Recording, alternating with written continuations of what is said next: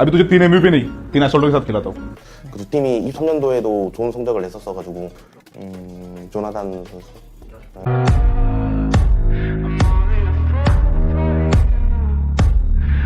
Just for context, Bachchu's score was 25,000. When are you changing the side? Sir ये क्यों है, ये तो ओपन कर दो। क्यों इतनी भी क्या जल्दी है, थोड़ा सब्र तो करो। अरे सर सबर किस बात का, ऐसे तो सालों लग जाएंगे विदाउट क्वालिफाई मीन जुरिडिक्शन के। देख उल्टी सीधी बातें मत कर, अंदर जाएगा मालूम है क्या होएगा, तू अडेप्ट नहीं कर पाएगा तब क्या करेगा। अडेप्ट नहीं कर पाऊंगा। अरे मैं धमकी नहीं दे रहा हूं, मैं समझा रहा हूं। अरे यार ये धमकी वगैरह नहीं है, मुझे पता है, बट यार थोड़ा प्रेशर वगैरह होता है। देखो मेरे को तो आदत है इन चीज़ों की, बट मेरे जो साथ में खेलते हैं उनको आदत नहीं है यार, समझो आप भी। अरे ऐसा नहीं होता है, हर जगह थोड़ा बहुत प्रेशर, थोड़ा बहुत तकलीफ, थोड़ा दुख दर्द होता ही है, उसमें कौन सी बड़ी बात है। अरे दुख तकलीफ जो भी है वो थोड़ा बहुत होता है, बट यार इंसान करे क्या, मजबूर रहता है हथकड़ियों में, अपना खुद का कुछ कर ही नहीं पाता हूँ। बाकी लोगों को पता ही है यार, जब किसी को खिला नहीं सकती बिठा नहीं सकती तो क्या फायदा भाई। मुझे नहीं करना भाई सबर वबर, इसको खोलो मुझे जाने दो, हो गया मेरा। क्या नहीं खेलना, अभी तुझे 3 MVP नहीं 3 एसोल्टो के साथ खिलाता हूँ।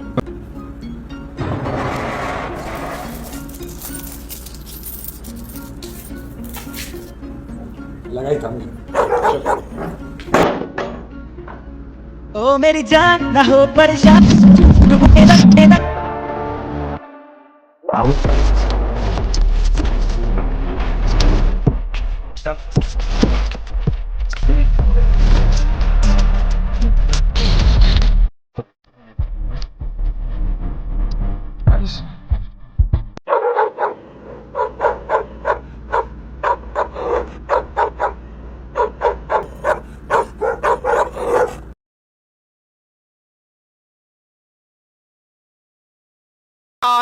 एंकी बॉट की खुशी है कि ट्रू रिपर्स वो दूसरे पायदान पर शायद पहुंच पाए। थोड़ा इंतजार करना होगा। जली आंखें उनकी नम और ये बताता है कि जी हाँ ट्रू रिपर्स वो क्वालिफाई कर चुके हैं ग्रुप स्टेजेस के लिए।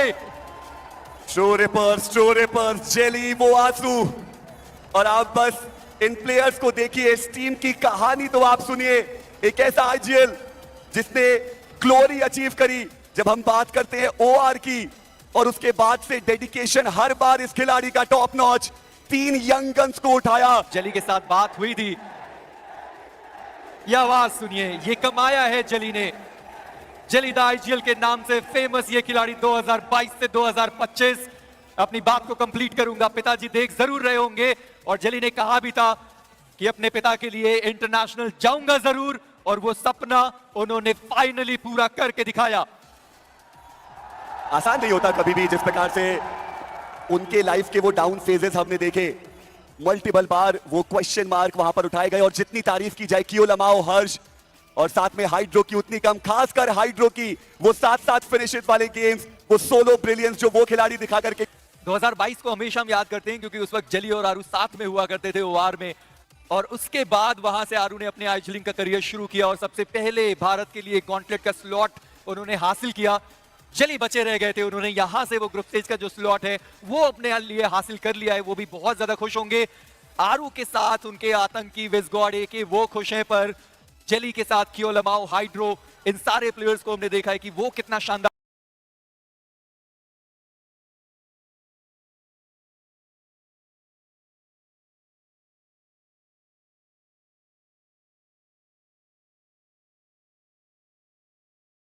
And इस समय I have true rippers with me, the boys who made that moment, who created that moment.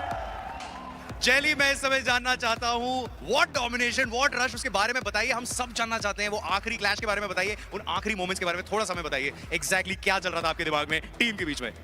Exactly यही चल रहा था कि जितने ज़्यादा फिनिशेस हो सकते हैं हम उतने ज़्यादा निकालना चाहते थे, और यही था कि शायद 2 मैचेस हमने थ्रो कर दिए, लेकिन ये वाला थ्रो अगर ये करते तो शायद यहाँ पे मारपीट हो जाती है एक दूसरे के बीच। लेकिन आज ये था कि आज हम थ्रो नहीं कर रहे हैं, और इंडिया को तो इस बार जिता के लेके जा रहे हैं, पूरी ट्राई करेंगे इस चीज़ के लिए। इंडिया को जिता कर लेकर जाएंगे, ये इस समय जेली ने कहा है। एंड जेली, हमने सुना इस समय अरीना ने आपका नाम चांट किया, सिर्फ एक ही नाम सुनने को मिल रहा था ड्यूरिंग दैट क्लैश।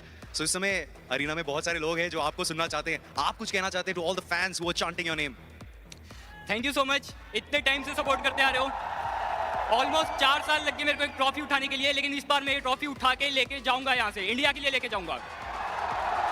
ये आपने प्रॉमिस भी किया था कि there is a solid chance कि ट्रू रिपर्स ये टूर्नामेंट जीत कर जाए। 2 और मैचेस बचते हैं, तो यहाँ पर अब क्या प्लानिंग है, क्या स्ट्रेटजी है, क्या मूव होने वाला है for true reapers and for jelly? हम लोग अपने बेसिक्स पे खेलने वाले हैं, कुछ भी अलग नहीं करने वाले, ना ही ओवर पंप होने वाले हैं। आराम से काम होके कंपोजर के साथ खेलेंगे, सारे प्लेयर्स को ये समझा दिया है और अपना ट्राई करेंगे। थोड़ा सा हम लोगों को फेवर मिल जाए भगवान का, तो शायद आज सब कुछ हो सकता है। ऑडियंस का फेवर तो मिल चुका है, भगवान का भी मिल जाएगा, लेकिन इस समय True Rippers you are at the top right now, लेकिन 2 important matches are still left. So excited to hear what's coming because there are a lot of people watching at home right now. There are a lot of people here in the arena who dream of playing with their team on a stage like this. So tell us, what is that announcement that we all have been waiting for? First of all, good evening, everyone.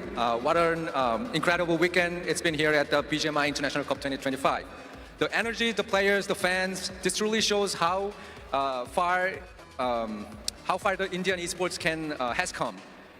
So over the years, India hasn't just joined global esports scene. We also have helped to shape it. And as we step into 2026, we are ready to take it to the even further level. All right, so let's see what's in store for 2026. So 2026 will be a defining year for Indian esports and BGMI esports. We will have 4 major tournaments. First, BGIS, BMPS, BMSD, and BMIC. We will start with the BGIS 2026 in the month of Jan, BMPS in the month of May, BMSD in the month of September, and BMIC in October. And we will also have open for all tournaments with the partners in 4 different months. So you, our fans, have shared the feedback with us, and now we also have our 4 open tournaments across the year so that we can grow the grassroots systems all together. This roadmap connects every level from new talents to global champions and reflects our commitments to growing Indian esports. Before we move to the next match, one more special tournaments to be announced. All right. Let's take a quick look. All right, so there is more surprise waiting for you. So let's go for that surprise.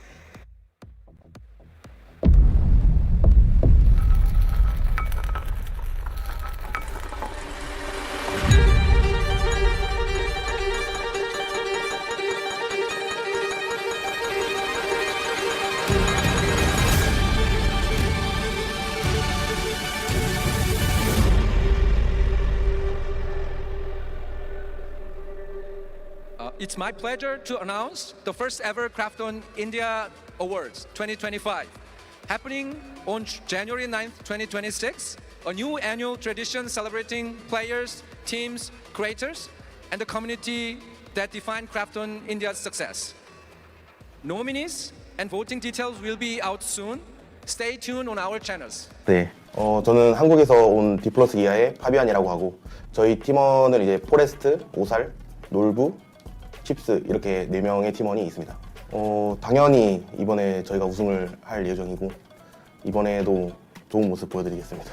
일단 저는 게임 안에서 IAGL을 맡고 있고 오살 선수는 이제 앞선을 맡고 있고 그리고 놀부, 칩스 선수들은 뒷선을 맡으면서 좀 어태커 역할을 해주고 있습니다. 어태커 역할 놀부, 칩스 선수는 서포터. 우선 인도 팀들 대회를 많이 봤어요. 이번에 경기를 하게 돼서 많이 보게 됐는데 이번에 BMIC를 하게 되면서 인도 팀들을 많이 분석을 했는데 거기서 팀 소울이랑 가츠레인 위주로 좀 많이 봤고 그 2 팀이 23년도에도 좋은 성적을 냈었어가지고 그 팀들 위주로 보게 됐고 이번에 얼마나 많이 성장했을지 궁금합니다. 아무래도 아는 선수들도 있고 그래서 좀 더 관심을 가졌던 것 같아요. 일단 일본 팀들은 이전에도 많이 겪어봤었어가지고 막 크게 기대는 되지 않고요. 인도 팀들이 많이 겪어보지 못한 팀들이라서 조금 걱정도 되고 기대도 됩니다. 아무래도 뭐 팬분들이 많이 와준다고 해서 압박이 있다기보다는 중요한 경기이기 때문에 좀 압박이 없을 수는 없을 것 같고 팬분들이 많이 와주는 거는 되게 설레는 것 같아요. 압박이 게임 안에 들어갔을 땐 크게 영향이 미치진 않아요. 그냥 좀 경기 전에 설렘인 것 같고 게임 들어가면은 그 압박이 다 사라져서 문제없이 할 수 있을 것 같습니다. 인도에 지금은 선수가 아닌 걸로 알고 있긴 한데 로빈 선수라고 가츠레인에 선수 안 되면 조나단 선수 떨어진 걸로 참여한 선수 중이에요? 그러면 조커 선수 없어요? 조커 9? 네, 조커. 또 일본 선수는 그 사라 선수라고, 리젝트의 사라 선수. 일본 팀들은 23년도에 없었지만 이번에 저희가 23년도 때 저희가 우승했던 기억을 한번 되살려드리겠습니다. 저희를 어떻게 생각할지 모르겠지만 제가 이번에 한번 꺾어드리겠습니다. 세계적인 대회를 많이 경험하게 되면은 이제 좀 큰 무대들이 닥쳤을 때 그 경험치로 인해서 좀 차이가 많이 나는 걸로 알고 있어요. 저는 이번에 대회 네 보긴 했어요. 또 생긴 건 잘 못 봤는데 이렇게 생겼더라고요. 이렇게 생겼어요. 질문이 이해가 안 되는데 우선 팬분들한테는 이번에도 또 제가 열심히 연습했으니까 좋은 모습 보여드릴 거고, 다른 팀 분들에게는 뭐 아쉽겠지만 우승은 저희가 할 거라서 2등부터 순위를 잘 매기. एक्सपेक्टर है बाकी सारी teams ना strategically खेलती है, सबकी strategies होती है कि अपन कैसे खेलेंगे कैसे नहीं खेलेंगे। हमारी कोई स्ट्रेटेजी नहीं है। बाहर की भी जो 8 टीम्स आने वाली सबकी अपनी अपनी स्ट्रेटेजी होती है कि वो उसी पे स्टिक करते हैं और उसी के अराउंड खेलते हैं। हमारा ऐसा है ना, हम प्योर गन पावर पे खेलते हैं, हम फिनिशेस के लिए जाते हैं, हम फिनिशेस में बिलीव करते हैं। मैं इस चीज़ पे मतलब इस पे कॉन्फिडेंट हूँ कि हम कोरियन टीम्स को भी जैपनीज टीम्स को भी ऐसे चैलेंज कर सकते हैं कि हम गन पावर में एकदम कॉन्फिडेंट है, हम अनएक्सपेक्टेड मूव करेंगे।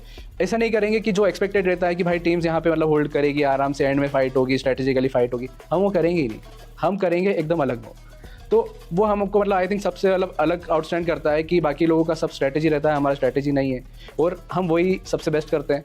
और आई थिंक वो हमको शायद एक अपर हैंड देगा वहाँ पे फाइट्स में। ऐसा लॉबी देख के अगर आप ड्रॉप चेंज कर रहे हो तो आई थिंक फिर डिजर्व नहीं करते आप। हम फाइट लेंगे, कंटेस्ट करेंगे, जो मतलब बेस्ट होगा ना हम पहले ही उनको कंटेस्ट करके आई थिंक चेंज करवा देंगे। हमारा तो यही रहा, भले कोई भी टीम हमारे ड्रॉप पे आई, हमने कभी ड्रॉप नहीं छोड़ा है और आज तक मैंने कभी ड्रॉप नहीं छोड़ा है। तो आई थिंक लॉबी देख के मैं चेंज नहीं करूँगा, भले कोई भी टीम हो। तो पता ही है कि इंडियन टीम्स को बाहर की टीम्स के अगेंस्ट कम्पीट किए एक टाइम पे काफ़ी ज़्यादा गैप हो गया था। तो उस टाइम पे काफ़ी ज़्यादा नैरेटिव चलने लग गया था कि इंडियन टीम्स या फिर इंडियन रीजन काफ़ी ज़्यादा पीछे हो गया है। एंड वो चीज़ थोड़ी बहुत दिखती भी थी क्योंकि इंडियन टीम्स की जो कंसिस्टेंसी है वो बहुत ऊपर नीचे होती थी। कोई एक टीम एक टूर्नामेंट जीत गई, उसके बाद उनका डाउनफॉल शुरू हो गया। बट अब जाके जैसे धीरे धीरे साल दर साल इंडियन टीम्स इवॉल्व करती आई हैं, अब जाके हम लोग काफ़ी सारे लोग बोल रहे हैं कि क्या जो बाहर की टीम्स इंडिया में आने वाली हैं क्या वो लोग हमारे लिए रेडी हैं। क्योंकि इंडियन टीम्स की अगर आप प्ले स्टाइल अभी के लिए देखोगे तो वो लोग काफ़ी ज़्यादा कॉन्फिडेंट हैं। एंड अगर आप हमारे अलावा K9 एंड सोल को देखोगे तो भी जो उनके लास्ट के 2-3 मैचेस थे उनके लिए भी बहुत इंपॉर्टेंट थे, बट फिर भी उन्होंने ऐसे मूव्स बनाए हैं एक्चुअली जो काफ़ी ज़्यादा रिस्की थे, लेकिन वो मूव्स उनको गेम जिता सकते थे। तो इंडियन टीम्स की जो मेंटालिटी है अभी, उनका जो इंटेंट है, जो कोरियन टीम्स और जापानीज़ टीम्स फेस करेंगी तो उनके लिए भी डेफिनेटली काफ़ी ज़्यादा मुश्किल होने वाला है। क्योंकि मुझे नहीं लगता अब कि काफ़ी ज़्यादा गैप कुछ बच चुका है एंड हम लोग बिल्कुल रेडी हैं उन लोगों के लिए।